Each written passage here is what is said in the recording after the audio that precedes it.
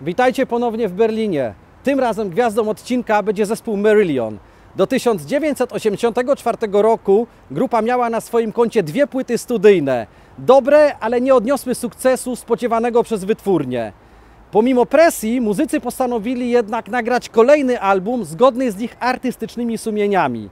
Już z tych odcinków wiecie, że odważne i przełomowe płyty nagrywało się w Berlinie Zachodnim i Hansa Studio. Opowiem Wam dzisiaj o pięknej rockowej balladzie Kaylee z albumu Misplaced Childhood.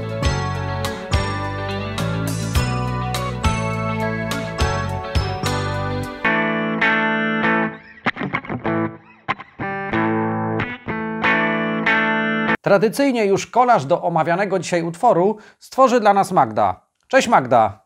Cześć Przemek, witaj ponownie w Berlinie. Ja również postaram się stworzyć coś ciekawego o Kaylee. No właśnie, jak to było z tymi albumami i brakiem sukcesów? Zespół Marillion najpierw nazywał się Silmarillion od książki Tolkiena. Powstał w 1979 roku w angielskiej miejscowości Aylesbury i od początku swojej działalności grał rocka progresywnego. Wydawać by się mogło, że czas był idealny, bo przecież w 1979 roku swoją premierę miał album Pink Floyd The Wall. Prawda była jednak taka, że o ile giganci gatunku bronili się swoim dorobkiem i sławą, to muzyka tego typu przechodziła kryzys. Najpierw od 1976 roku mieliśmy do czynienia z punkową rewolucją, która ewoluowała i na przełomie dekad przekształciła się w nową falę, czyli New Wave. Co by nie mówić, nie były to style Marillion, których kompozycje trwały często po 6, 8, a nawet prawie 20 minut. W 1983 roku grupa nagrała pierwszą płytę Script for a Jester Stare, a rok później Fugazi. Tak jak wspominałem, oba nie były wielkimi sukcesami, ale też trudno mówić o porażce. Zespół od początku zyskiwał fanów i zbierał dość pochlebne opinie w prasie muzycznej. Aby zyskać na czasie i odpowiednio przygotować się do nagrania kolejnej płyty, pod koniec 1984 roku wydali album koncertowy Real to Real. Wytwórnia chwilowo się uspokoiła i zespół mógł szukać inspiracji do nowego dzieła.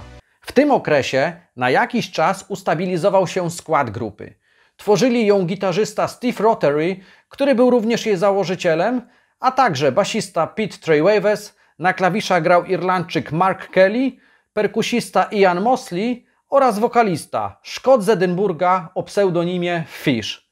Jego barwę głosu określano jako połączenie śpiewu Rogera Daltrey'a i Petera Gabriela. Mówię o tym nie bez przyczyny, bo wtedy, czyli wciąż na początkowym etapie kariery, zespół był nieustannie porównywany do innych grup.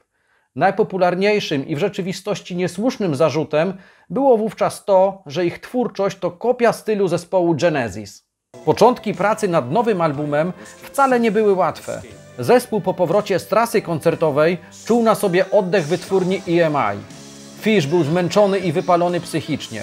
Na domiar złego dowiedział się, że zerwała z nim dziewczyna. Wokalista nie stronił wtedy od różnego rodzaju używek.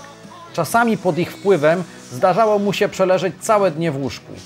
Okazało się jednak, że jeden z takich dni był początkiem rozmyślania nad kształtem nowego wydawnictwa. Jak wspomina Fish, na ścianie jego pokoju wisiał obraz, a właściwie reprodukcja obrazu Jerry'ego Shura Padres Bay. Wokalista wpatrywał się w dzieło Shura, a będąc pod wpływem różnych specyfików, wydawało mu się, że rzeczywiście przeniósł się do tej zatoki. Tam dopadły go wspomnienia i zaczął analizować swoje dotychczasowe życie. Zdał sobie sprawę, jak wiele się zmieniło od czasów beztroskiego dzieciństwa i jak każdy kolejny rok sprawiał, że stawał się innym człowiekiem.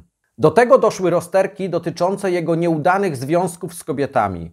Zaczął sobie uświadamiać, że pomimo, że to dziewczyny go zostawiały, to nie on był ofiarą.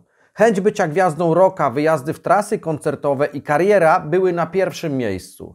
Teraz wiedział już, że takie podejście nie pomagało w nawiązaniu dłuższej, poważnej relacji. Opowieść o jego życiu i wpływ dzieciństwa na nie miały być motywem przewodnim kolejnego wydawnictwa zespołu. Kiedy Fish poczuł się lepiej, odwiedził Steve'a Rothery'ego. Obaj panowie byli wtedy przyjaciółmi i spotykali się dosyć często. Powiedział mu o pomyśle na płytę. Gitarzysta przyznał, że temat jest interesujący. Był jednak pewien problem. Z tego co mówił Fish, miał to być album koncepcyjny, stanowiący spójną muzyczno-tekstową całość. Zarówno Rotary, jak i cały zespół nie mieli nic przeciwko, bo to w końcu ich stylistyka. Wiedzieli jednak, że ostatnią rzeczą, jakiej oczekiwała od nich wytwórnia EMI, był koncept album. Gdyby jej przedstawiciele się dowiedzieli, prawdopodobnie zespół w ogóle nie wszedłby do studia. W tej sytuacji grupa postanowiła zatrzymać ten drobny szczegół dla siebie.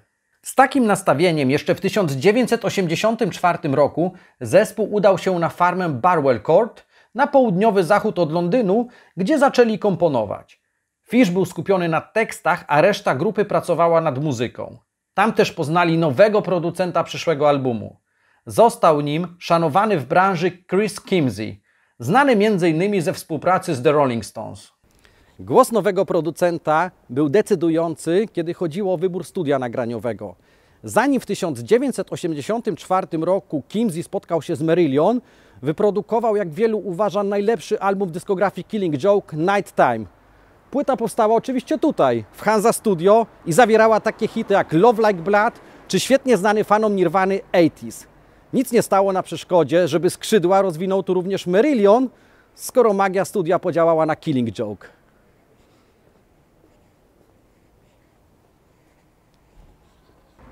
Zespół przybył do Berlina w marcu 1985 roku i zamieszkał w tej okolicy.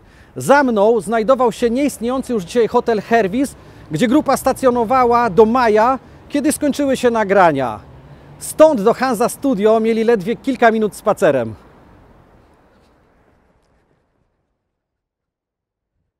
Zespół przyjechał do Berlina z prawie gotowym materiałem i pomysłami do zrealizowania wspólnie z producentem. Powiedziałem prawie, bo utwór Kayleigh wciąż czekał na dokończenie. Szczególnie chodziło o tekst drugiej zwrotki. Mówiłem o tym, że Fish zrobił sobie rachunek sumienia po nieudanych związkach. Postanowił również przeprosić swoje byłe kobiety. To im miała być poświęcona ballada Kayleigh. Warto skupić się na pisowni tego żeńskiego imienia, które w tamtych czasach było tak mało znane, że uchodziło za egzotyczne w Wielkiej Brytanii. Już niedługo miało się to zmienić, ale do tego jeszcze dojdziemy. Ostatnią kobietą, z którą był związany Fish przed 1985 rokiem, była Kay Atkinson. To zakończony związek z nią był impulsem do przeprosin. Co ważne, te przeprosiny miały dotyczyć również kilku innych kobiet z przeszłości artysty. Poszczególne wersy piosenki, kiedy Fish pyta "Do you remember?", czy pamiętasz, odnoszą się do konkretnych kobiet. Niemniej jednak wspomnienia z Kay były najświeższe i nawiązaniem do niej jest tytuł utworu. Tym bardziej, że Kay na drugie imię miała Lee. Kayleigh Atkinson. Ona sama nie wiedziała, że była inspiracją piosenki. Wiedział za to zespół. Muzycy doskonale ją znali, lubili i wydawało im się to nie do końca w porządku, żeby wymieniać ją z imienia. Dlatego Fish wykorzystał to mało znane imię Kayleigh, które fonetycznie brzmi dokładnie tak samo jak Kayleigh. Pamiętacie, jak przy okazji Heroes opowiadałem Wam, że David Bowie napisał tekst wtedy, kiedy cała ekipa wyszła na lunch? Przy okazji Kayleigh było niemal identycznie. W pewnym momencie producent powiedział: chłopaki, idziemy coś zjeść, ale nie ty, Fish, ty masz zostać i w końcu dokończ ten tekst. Aby go zmotywować, zostawił mu butelki z procentami od 15 do 40. No i to pomogło. Kiedy wszyscy wrócili, był już gotowy. Tekst był gotowy. Jednak tekst i jego przesłanie to jedno. Ważna była jeszcze muzyka. Ta była zdominowana przez ten fantastycznie brzmiący riff Steve'a Rothery'ego. Zaprezentował go Fishowi już podczas sesji na Barwell Court i oczywiście obydwoje wiedzieli, że to jest to. Sam Rothery mówił, że riff był dziełem przypadku. Któregoś wieczora jego dziewczyna poprosiła go, żeby pokazał jej, jak łączy się melodię i rytm w jednym utworze. Wtedy zaczął improwizować z gitarą i efektami, co finalnie doprowadziło do tego, co słyszymy w Kayleigh. Po latach gitarzysta wspominał, że sukces utworu sprawił nie tylko, że kariera zespołu wystrzeliła, ale też on sam błyskawicznie spłacił hipotekę, którą bardzo się martwił. Dodał, że wszystko mogło wyglądać zupełnie inaczej, gdyby tamtego wieczora jego dziewczyna poprosiła, żeby po prostu sprawdził, czy jest coś ciekawego w telewizji. Kiedy zespół podjął decyzję, że to Kayleigh będzie pierwszym singlem, do jego promocji niezbędny był również teledysk. W tym celu w kwietniu do Berlina przyleciał reżyser Cliff Richardson, znany ze współpracy z Depeche Mode. Stworzył kilka ich teledysków, m.in. słynny People Are People. Potrzebna była także modelka, która miała zagrać byłą dziewczynę Fisha. Podczas przerw w sesjach nagraniowych wokalista często odwiedzał bar przy Hansa Studio. Pracowała tam Niemka, która od razu wpadła mu w oko i której zaproponował udział w teledysku. Miała na imię Tamara i polsko brzmiące nazwisko Nowy. Zespół jednak nie od razu zgodził się, aby to ona wystąpiła w wideo. Panowie wybrali dwie inne modelki. Jednak tuż przed rozpoczęciem zdjęć jedna złamała nogę, a drugą dopadła grypa żołądkowa.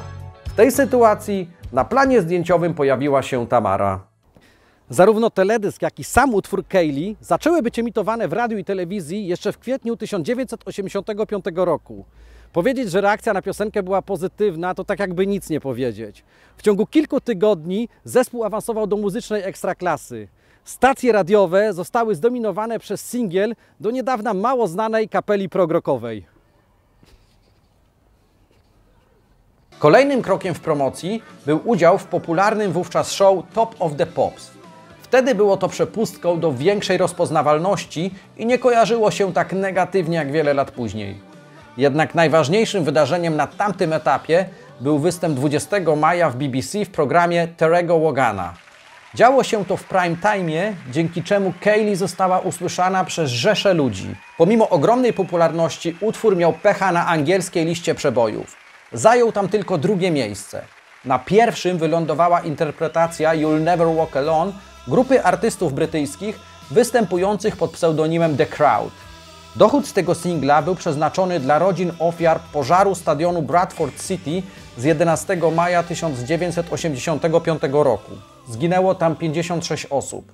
Nagłośniona akcja pomocy poszkodowanym sprawiła, że ballada Marillion musiała się zadowolić jedynie drugą pozycją.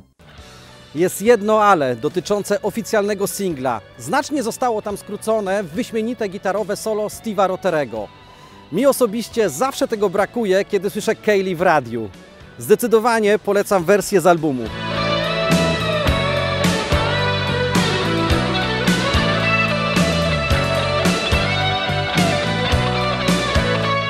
Dziennikarze angielskiej gazety The Sun od razu wyruszyli na poszukiwania. Chcieli się koniecznie dowiedzieć, kim jest kobieta z piosenki. Jednak cały zespół postanowił nie ujawniać, o kim myślał Fish, pisząc tekst. Na jakiś czas zostało to tajemnicą. Natomiast wokalista zaczął być coraz częściej widywany w towarzystwie blondynki z teledysku. Wkrótce okazało się, że Tamara, która w klipie grała jego byłą dziewczynę, została w prawdziwym życiu jego żoną. Album Misplaced Childhood ukazał się 17 czerwca 1985 roku. Po tak genialnej promocji, jaką zapewniła mu Kaylee, zadebiutował od razu na pierwszym miejscu najlepiej sprzedających się płyt w Wielkiej Brytanii. Na szczycie wyprzedził inne wielkie wydawnictwo lat 80. Boys and Girls Briana Ferrego. Marillion od razu wyruszyli w trasę koncertową i przez kolejne 1,5 roku niemal codziennie wykonywali Misplaced Childhood w całości. Największy entuzjazm publiczności budziła oczywiście Kaylee. W teledysku do Kaylee, tutaj przed pałacem, Fish spotkał się z blondynką Tamarą. Ja teraz również idę na spotkanie z blondynką, również mieszkającą w Berlinie i już dobrze Wam znaną. Hej Magda, miło Cię widzieć. Cześć Przemek. Nareszcie spotykamy się w Berlinie. Idealnie, bo będzie okazja, żeby omówić okładkę do Misplaced Childhood, najbardziej tajemniczą z dotychczasowych odcinków 46 Racking Streets. Obraz jest dziełem Marka Wilkinsona. Bardzo dobrze znanego zespołowi. Zgadza się, bo on stworzył dwie pierwsze okładki Marillion, a tutaj przed Misplaced Childhood spotykał się z zespołem wielokrotnie po to, żeby zebrać ich pomysły i żeby przede wszystkim dowiedzieć się, o czym będzie kolejny album. Na pierwszym planie znajduje się chłopiec w wojskowym stroju Queen's Guards. Symbolizuje motyw przewodni albumu i przesłanie, że dzieciństwo nigdy się nie kończy. Ważne, żeby przez całe życie pielęgnować w sobie dziecko i związane z tym wiekiem wartości, jak dobroć i odwaga. Gołe stopy chłopca to taki uśmiech w stronę Abbey Road i bosego Paula McCartneya. Na poprzednich płytach był błazen, ale Fish chciał zamknąć ten temat, dlatego tutaj symbolicznie ucieka przez okno. Kameleon symbolizuje kreatywność, zdolność do znajdowania sposobu na osiągnięcie celu. Natomiast mak to symbol śmierci. Tęcza i sroki są obecne w 9. utworze na płycie. Jedna sroka oznacza smutek, dlatego są dwie, bo dwie to szczęście. To odniesienie do starożytnych wierzeń i słynnej angielskiej wyliczanki, która informuje, co oznacza zobaczenie konkretnej ilości srok. Co do chłopca z okładki, to Mark Wilkinson inspirował się książką Hermana Hesse Demian – Dzieje młodości Emila Sinclaira. Szukał odpowiedniego chłopca jako modela. Przypadkiem będąc w pubie, zobaczył, jak właściciel przyszedł ze swoim synem, który idealnie pasował do jego koncepcji. Ten chłopiec to Robert Mead. Jego również możecie zobaczyć w teledysku do Kaylee. Już na samym początku rysuje serce, a później pojawia się jeszcze kilka razy. Tuż za nami znajdowało się przejście graniczne na Heinrich-Heine-Straße, a w teledysku właśnie tutaj możecie zobaczyć chłopca z okładki Roberta Meada, a także Fisha śpiewającego ten słynny wers Dancing in Stilettos in the Snow.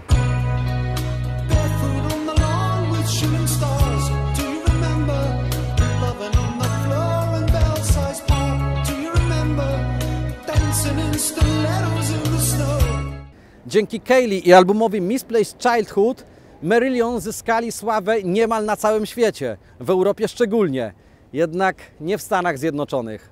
Co prawda Kaylee pojawiła się tam na listach przebojów, ale ani ona, ani cały album furory nie zrobiły. Zespół oczywiście pojechał w amerykańską trasę i grał jako support przed zespołem Rush. Reakcja publiczności była jednak daleka od entuzjazmu. Jednak ich styl spodobał się muzykom Rush, bo wokalista Geddy Lee zapraszał ich ponownie do wspólnych występów. Był jednak inny kraj, w którym publiczność ubóstwiała Marillion, gdzie Kaylee zajęła pierwsze miejsce na liście przebojów, a na Misplaced Childhood wychowało się całe pokolenie obecnych 50- i 60-latków. Ten kraj to Polska. Pierwsze miejsce na liście trójki oraz regularne pojawianie się utworów zespołu w różnych audycjach Polskiego Radia to zasługa przede wszystkim Piotra Kaczkowskiego i nieodżałowanego Tomka Beksińskiego. Tego drugiego wrażliwość muzyczna, ciepły głos i własne interpretacje Misplaced Childhood sprawiły, że grupa jawiła się magicznie w perelowskiej rzeczywistości. Do dzisiaj w internecie można odnaleźć jego audycję, gdzie opowiada wymyślony przez siebie nieistniejący film do tego słynnego albumu Marillion. Nie wiem, czy jest możliwe większe zaangażowanie słuchacza i pasja w odbiorze rockowego dzieła, niż to, co zaprezentował tam Tomek Beksiński. A właśnie, Magda, ty wiesz, dlaczego Fish z Marillion to Fish? Nie wiem. Chodź, idziemy zjeść i zaraz ci opowiem. Dobra. Prawdziwe personalia Fisha to Derek William Dick. Jeszcze zanim został sławny, pracował przy wyrębie lasów północno-wschodniej Szkocji. Wynajmował wtedy tani pokój. Właścicielka domu w ramach czynszu pozwalała mu się kąpać raz w tygodniu. W pozostałe dni Derek korzystał więc z łazienek w domach swoich kumpli. Kiedy jednak przychodził czas na jego domową kąpiel, to na kilka godzin zamykał się w łazience z magnetofonem i większą ilością puszek piwa. Raz podczas takiej długiej kąpieli przyszedł do niego kolega i czekał ponad godzinę. W nerwach wykrzyczał: co ty do cholery, jesteś jakąś rybą? No i tak został rybą, czyli Fishem. Idziemy teraz Sebastianstraße. Znacie to miejsce doskonale z teledysku, bo właśnie tędy szedł Fish. Tuż obok biegł mur berliński, a linia muru jest zaznaczona dzisiaj kostką brukową.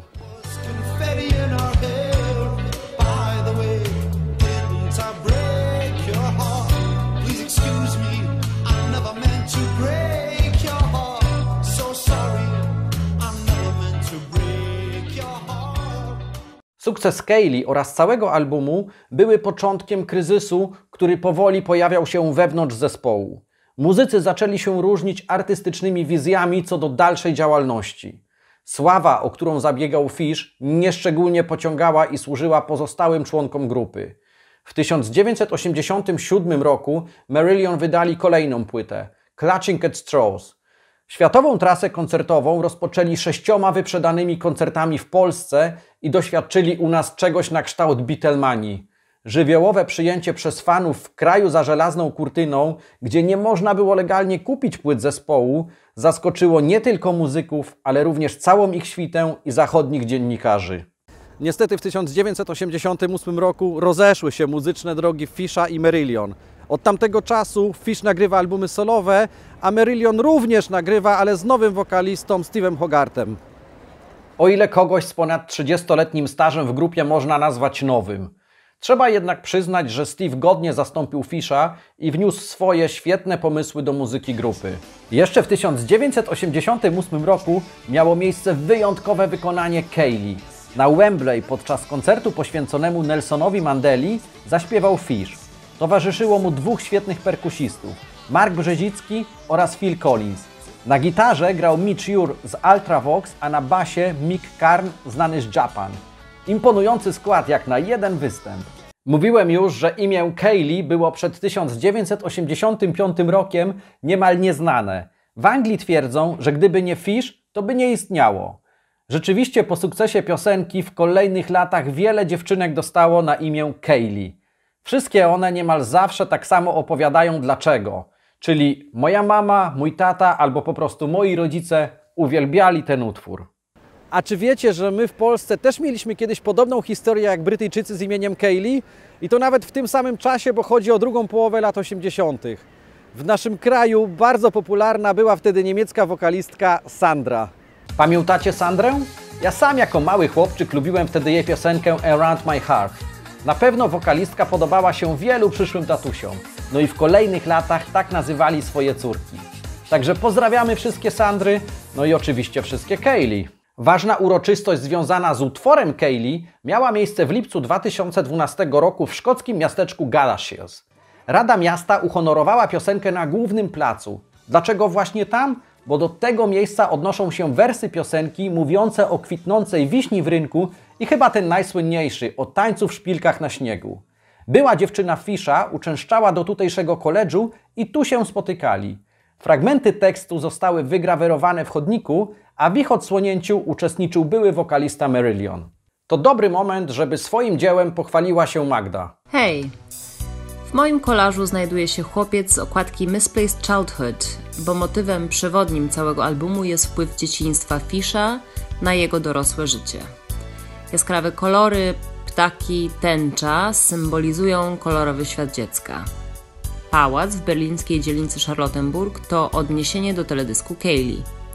Fragment muru symbolizuje tutaj podział i jest to nawiązanie do zakończonych związków Fisha i jego byłych kobiet. Ten program powstał dlatego, bo wiele osób nie zdaje sobie sprawy, o czym opowiadają poszczególne utwory, do jakich miejsc, wydarzeń lub osób się odnoszą. Okazało się, że w przypadku Kaylee przez 20 lat nie wiedziała tego sama Kay Lee Atkinson. W 2005 roku Fish wyruszył w trasę koncertową z okazji 20-lecia albumu Misplaced Childhood. Jeden z występów miał miejsce w jego rodzinnym Edynburgu. Wtedy po latach znowu spotkał się z Kay. Dał jej egzemplarz płyty i powiedział, że Kaylee to ona. Kobietę bardzo to wyznanie wzruszyło. W następnych dniach powiedziała o tym wszystkim swoim znajomym. Przez kolejne lata para utrzymywała przyjacielskie relacje. Niestety jakiś czas później u Kay zdiagnozowano nowotwór. 24 października 2012 roku Fish poinformował, że umarła.